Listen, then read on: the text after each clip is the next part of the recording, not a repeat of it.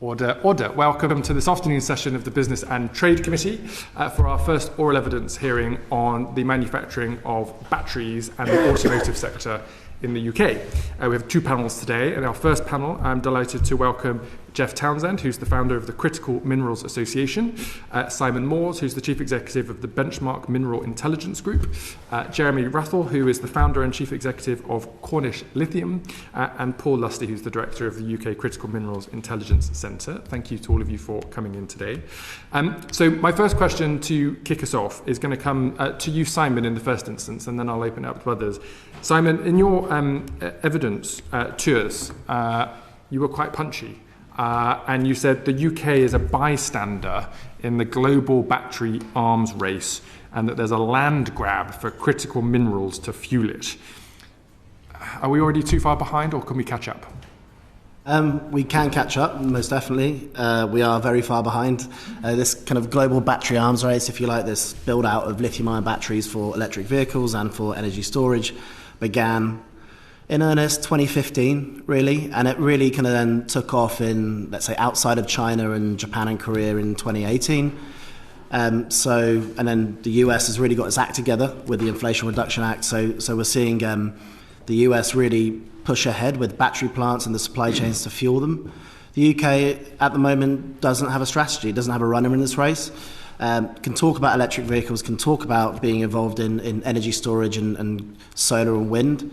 But unless you're making batteries here, unless you've got the chemical plants to fuel those batteries, the midstream of this supply chain, you're not involved in the industry. You're not involved in this energy storage revolution. So in summary, the UK acting now is for 2030 and beyond. The UK, as providing the government gets a strategy together, helps with the money to attract players here, 2030 and beyond, we're good. Up until that point, it's going to take that long to build the supply chain. And by a kind of runner in the race, you mean the whole supply chain, not just a factory that puts things together, right?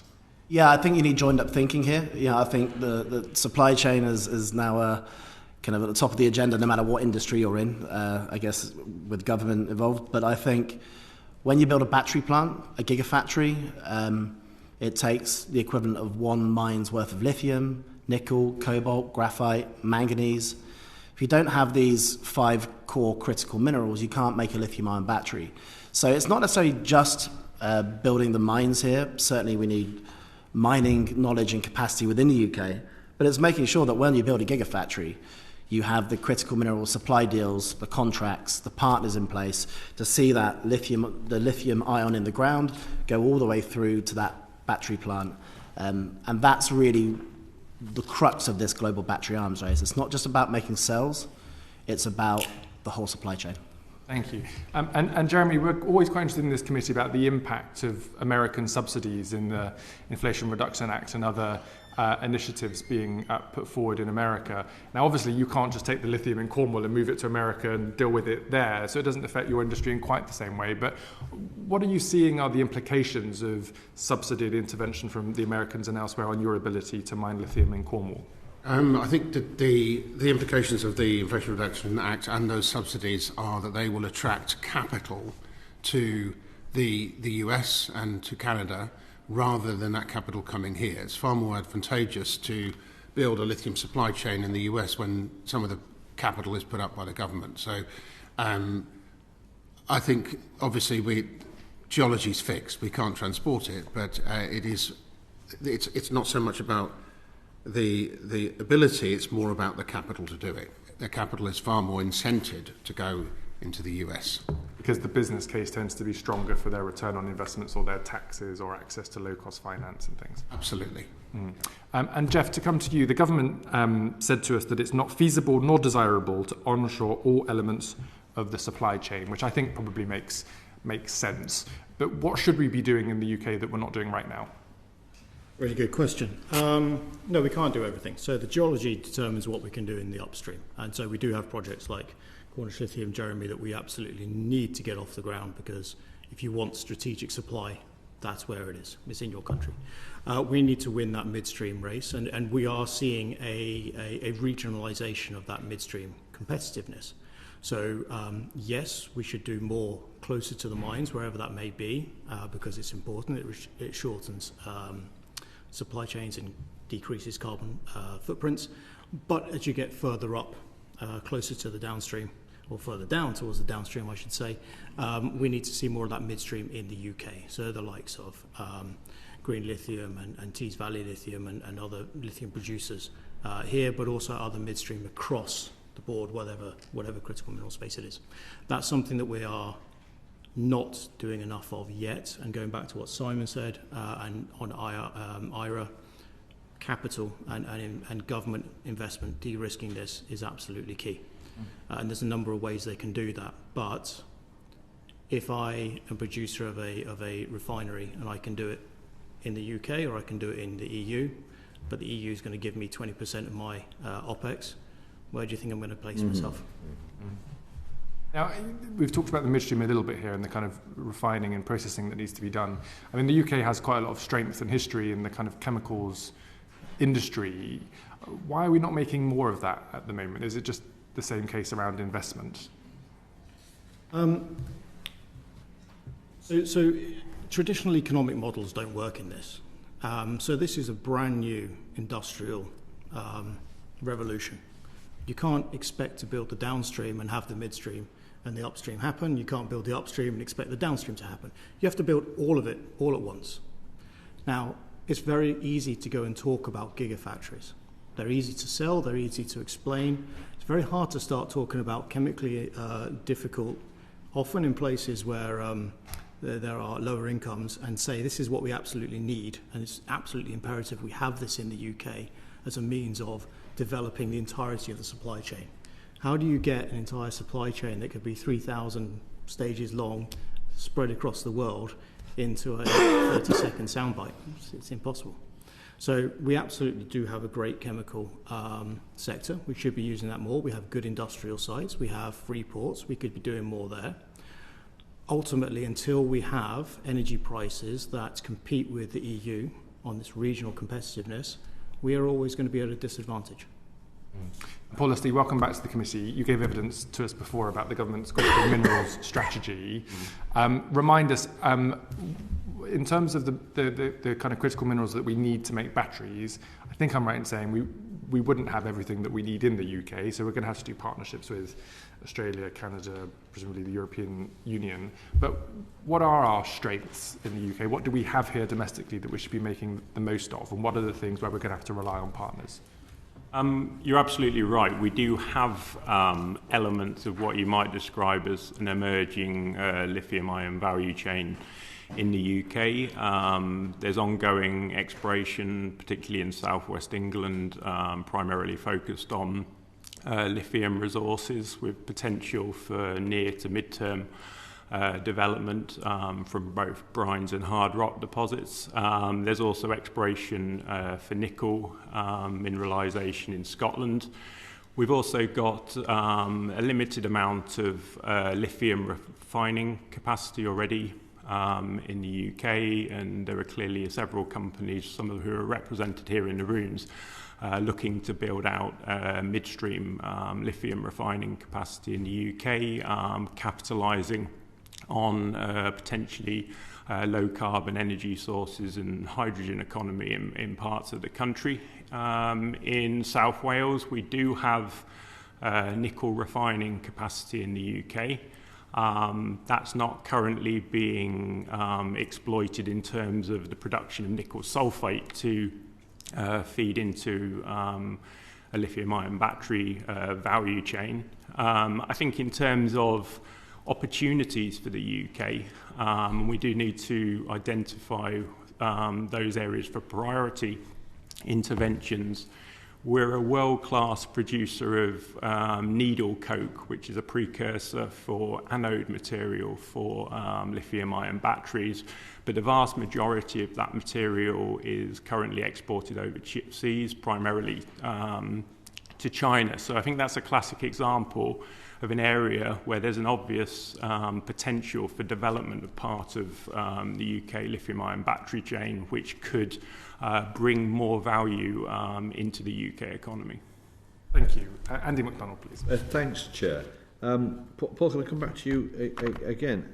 How, in terms of the sufficiency of supply of the critical minerals, how confident are you that there is that sufficiency of supply for the vehicles that are either built here or sold here? I don't think we can currently be confident that we are going to be able to fulfill the raw material demand requirements of the UK for building out gigafactories.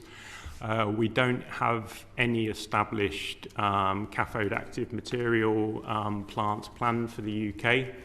That material is a prerequisite for building lithium-ion battery cells. I think if you look at the geopolitical landscape, and people have alluded to the rate at which the US and some European countries are now moving in this space, it's extremely competitive.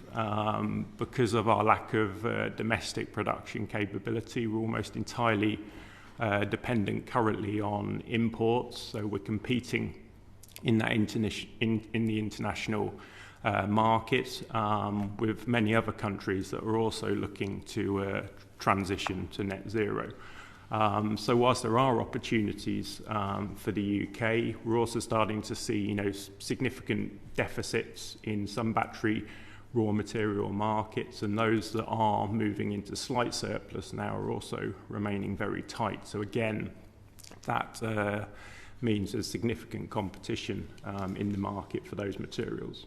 Well, we've got our UK criticals minerals strategy. Does that really address this issue around sufficiency properly? Don't know whether anybody would like to. Not yet. Not yet. No. No, I mean, I think the critical mineral strategy needs to be driven by an industrial strategy to build electric vehicles, build battery plants here. One gigafactory is the size of a football stadium. Yeah. We need at least 4 of them. That's about £20 billion worth. It doesn't have to all come from the government. 15 billion can come from industry, but that 20 billion unlocks the opportunities for the rest of the supply chain, unlocks the electric vehicle industry here in the UK. And so, but in terms of just touching exactly what Paul said, geologically there's no problem with these raw materials. It's getting them out of the ground quick enough. It's 10-year horizons to plan for this. And so when we're planning gigafactories, we've got to be ensuring that the UK's missed the boat on the first round. It's probably missed the boat on the second round of supply of these critical minerals. You've got to make sure we don't miss the boat on the third and probably final round, and that's 2030 onwards. What happened to miss the boat so badly on those 2 occasions? Where were we as a nation? We didn't build battery plants. We just didn't do it. No. And you have to question what the automotive companies in the UK are doing here. What are the big chemical companies in the UK doing here? They weren't plugged into batteries. When China was, when Japan was, when Korea was, when the US was, when the European Union was, what were the big automotive UK companies doing? What were the big chemical guys doing? INEOS. Yeah. What are they doing? They're not even talking about lithium-ion batteries as a serious multi-billion-pound industry, when that's exactly what it is for everybody else in the world. And I think that's the key, that's the crux for me. Well, the government's told us that we've got pockets of mineral wealth we've been told. I mean, to what extent do we have those supplies in the UK? So we do have pockets of mineral wealth, and Paul and his team have identified, I think, 8 across the UK, but they are not sufficient to deliver the minerals that we require.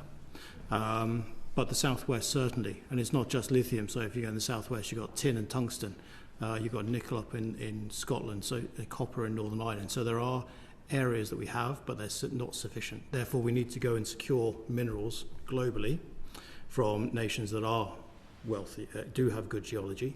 The problem is they are tied into agreements now, sending almost everything to China, where the midstream is globally. Now, China has the absolute monopoly, so this is not a free market. The idea, and the government has consistently said we don't want to disrupt free markets. This is not a free market globally. This is a geopolitical monopolized market. And you only have to look at the legislation that China passed in 2020 that said that it would pass legislation that could allow it to stop export of critical minerals to countries or companies that were against their national interest. So we have that situation to deal with. Comment? Just on the point of domestic production, I mean, the key point to recognise is this major disconnect between the time it takes to bring new supply online in terms of mining and refining capacity because of the development timescales relative to the time it takes to build out industrial gigafactory capacity. On average, globally, it's probably in the order of about 10 years to bring a new mining operation online, if not in excess of that. And that's if permitting goes very smoothly. So we've got this major disconnect between supply and demand. Could I ask anybody who wants to answer this question? This is a layperson asking, so I just want you to put me out of my misery, really, because I've been hearing about the spoils of oil and gas exploration and the lithium deposits that are produced as a result of that. I assume that it's of small beer and not particularly relevant, but can you just finish it off for me, somebody? Well, the small beer here in the UK? Yeah. I don't think that's correct. No. I think we have got an opportunity. For one thing is that some historical work that was done by the BGS outlined the fact that the St Austell granite in Cornwall is the biggest lithium deposit in the whole of Europe. There's no doubt about that. How much of that you can actually mine is a different question, but it is the biggest. And also that we have what is rapidly emerging as a potentially large-scale brine opportunity in the UK. It's a relatively early stage, but nevertheless it is here, and it is geologically very special. So we do have some opportunities here. The difficulty, as ever, and as a former investment banker, I'm probably qualified to say this, and have done this all my career, raising money for an industry in the UK when the odds are stacked against you, there's incentives in the US and everywhere else in the EU, is very difficult. Not impossible, but very difficult. So the critical mineral strategy is great, but it's a wish list with no substance in terms of finance. I'm going to see you, Richie. Yeah, and just from a global perspective, it is a lithium land grab. I said it in the written evidence, and that means with lithium prices where they're at now, where they're going to be in the next at least 10 years and beyond, everything's in play. Every deposit with lithium in is in play, and the rest of the world is rushing to explore for it, develop for it, and put it into production. And that includes oilfield brines, but it includes all the other traditional sources of lithium, which isn't a rare element, but the hardest thing is putting money in the ground to get it into the supply chain, and that takes a while because it is a speciality chemical. It's not a commodity. Okay, so Jeff and Jeremy, what does government need to do to scale up? What support do companies need to scale up for this supply of battery minerals to come on stream? Right. It's quite a simple answer, to be honest with you. It's to financially support the critical mineral strategy.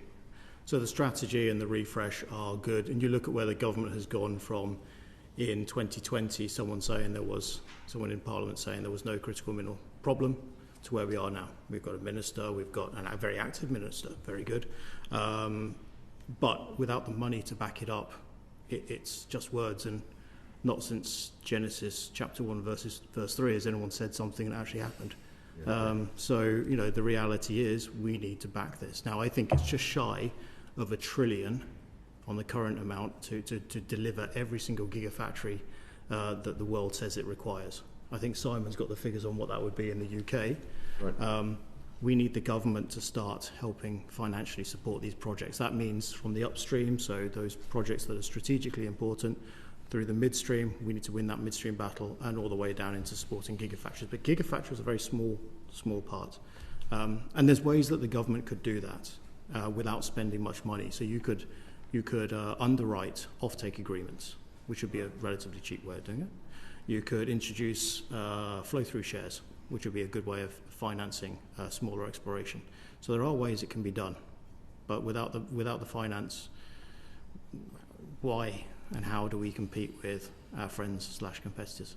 I think I'd also like to say, and that's absolutely right, what Jeff's just said. It's also being seen to be serious. It's not stand back, we don't quite know what's happening here, we're not sure whether we're determined to build this or not. It's to be seen to be serious. The US has now backed it and seen to be very serious, backed it with finance. The EU is seen to be very serious and backed up with finance. The Chinese have been doing this they planned this decades ago. So they don't really need to be seen because they've already dominated the industry. So I think it's really that the UK has an awful lot to offer in terms of chemical engineering full stop, innovation.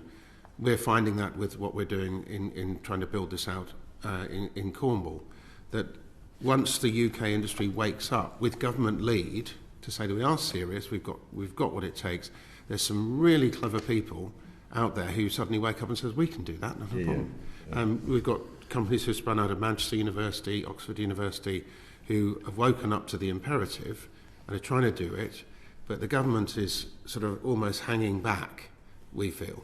So the EU's got its EU Critical Minerals Act, and that sets out benchmarks. Should we be doing something similar here? Is there a need for that? In my view, absolutely. That's what I mean, being serious. Yeah. You know, the EU has put that 10% of the material that goes into batteries must be sourced in the UK, in the EU. That is laying down the law. We've laid down the law that by 2035, all vehicles have to be, or 35, have to be zero emission. We haven't followed that through with what does UK industry need to do to get there. And just on that point, it's not just building a new industry, it's saving the auto industry, the mainstream auto industry. The technology shift in electric vehicles is so aggressive. It has been for the last 8 years, but especially the last 3 years. In the UK, we've kind of hesitated and missed it. And the rest of the world is producing, well, China certainly, and the US is about to increase its electric vehicle output backed with American-made batteries. And the supply chain will follow afterwards. It's just we haven't done any of that yet. Yeah.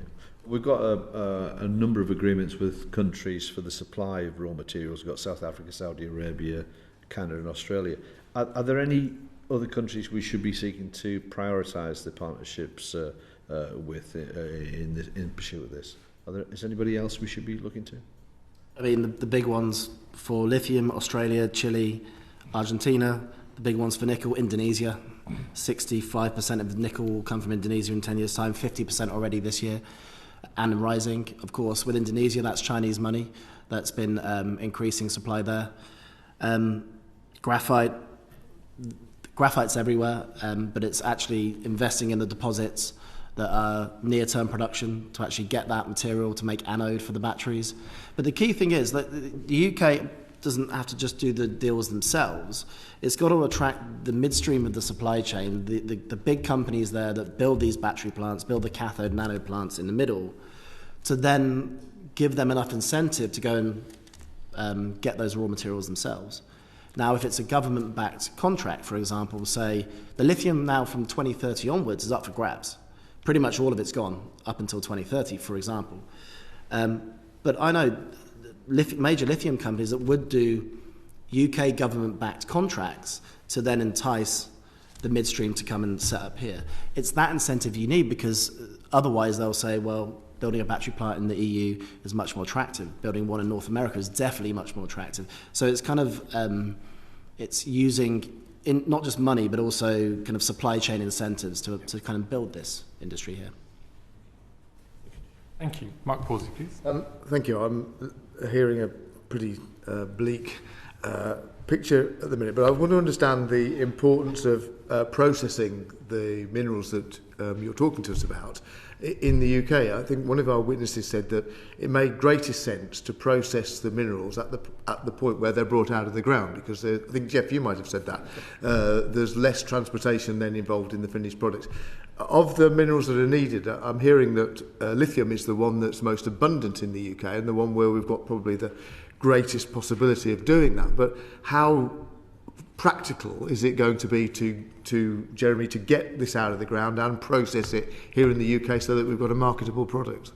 We consider it's going to be very practical, but we're never going to. I mean, the Faraday Institute and the Automotive Transformation Centre have stated that the UK needs 80,000 tonnes of lithium carbonate equivalent by 2030.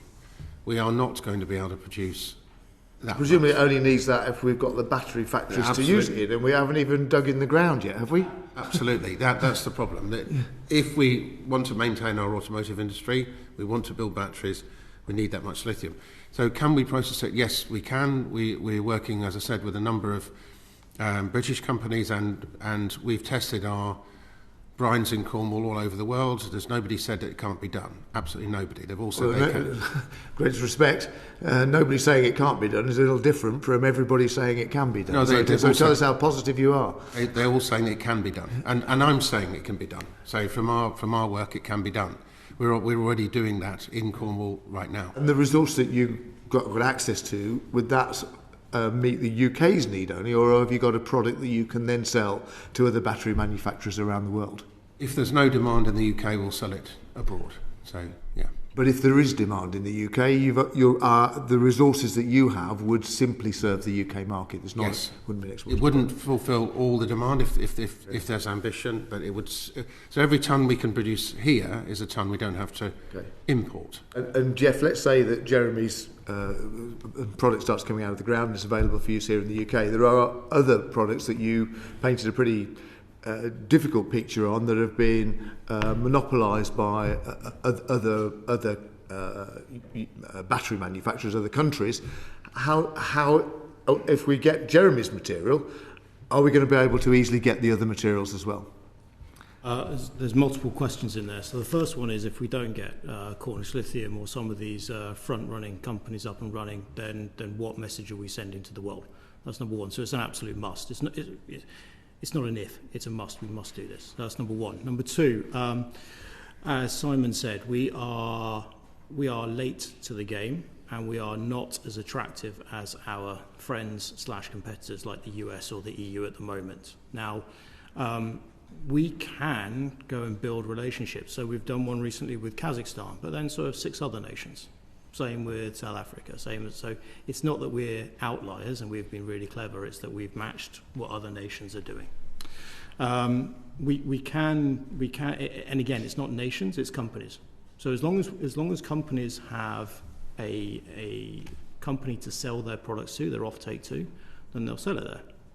But unless we can underwrite that, unless we can bring that to the UK and explain why, and give the UK companies here a reason for building that supply chain, it can go anywhere.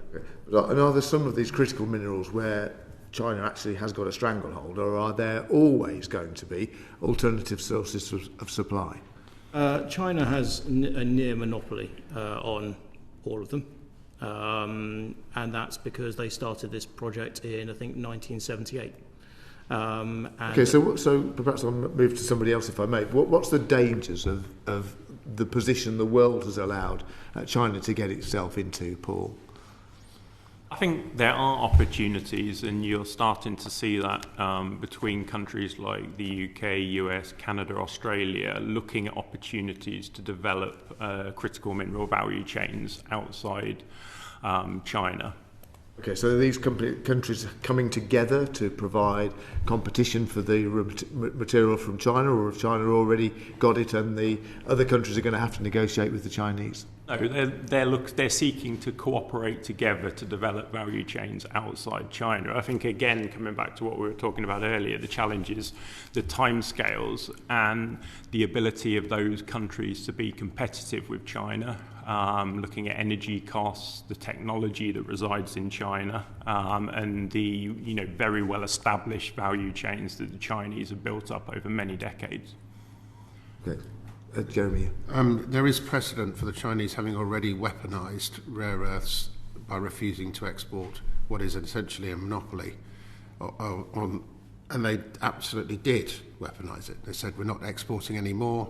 Okay, tell us a bit more about that, and what are the dangers that it may exist on some of these other materials. I think that there is in modern technologies such as what we require for electrification of our industry, our economy, and our society. These metals are critical. So we've before had obviously coal, hydrocarbons drove our economy. These are our future economy is going to be driven by interactions between metals and other materials, exchanging electrons between lithium, nickel, etc. If we don't have access to those metals, we are nowhere. That is as simple as that. And if we let other people monopolise it, we're in serious trouble. Okay, Simon. And Just so we're clear on what their strategy is in lithium-ion batteries, China doesn't mine these critical minerals, or a lot of them domestically. But it does refine, it does create cathode anode, it does create battery cells. It absolutely built massive capacity of the midstream. What happens then? Well, that's where your customers are based, the raw materials flow there, and then it generates trillions of dollars, pounds of value downstream, electric vehicles and energy storage. So China doesn't have a lot of these critical minerals domestically, but it does own the midstream, and that's a lesson. Okay, Jeff. So I was going to. So Jeremy said that it's been weaponized in the past. So it was February the 16th. So China put Lockheed Martin and part of Raytheon on their unreliable entities list because they sold arms to Taiwan. So now those two companies struggle with rare earths from China.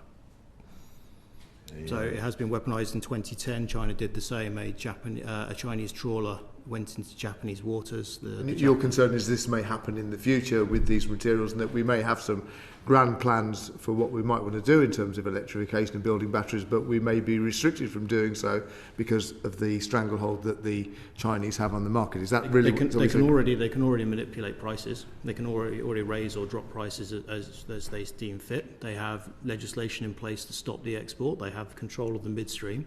I genuinely hope, I truly hope that it never happens.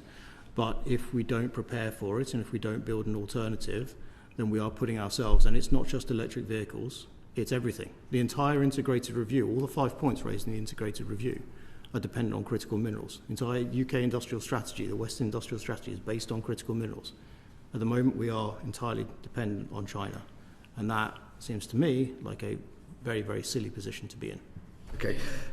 In terms of critical minerals, can I move on to recycling? Because one of the things that we may be able to do is reduce our need for new materials by recycling those that we've already got. Now, I recognise that we haven't got the volume right now, but to what extent will recycling, repurposing old batteries, enable us to have the electrified future that we're all looking for?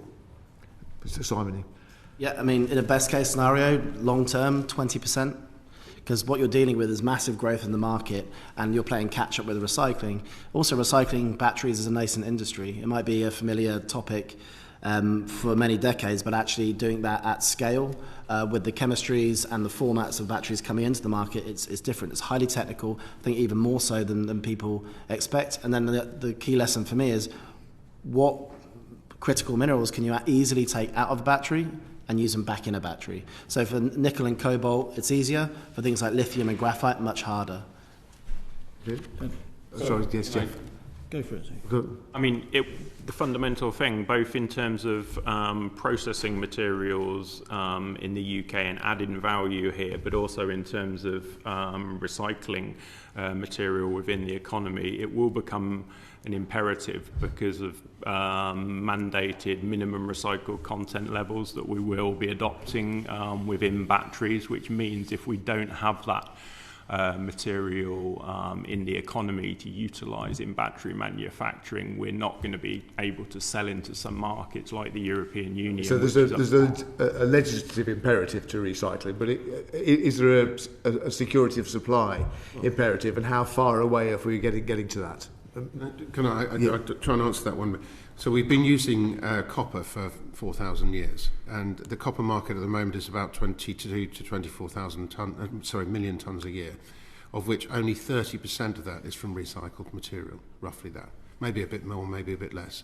But we will never be able to... Is that because we're not recycling effectively, or because the demand is increasing massively? The growth in demand, because global population growth is outstripping that ability to supply. So I think, yes, it will be an opportunity to have some recycled material, but it's actually misleading ourselves if we think we can rely on recycling.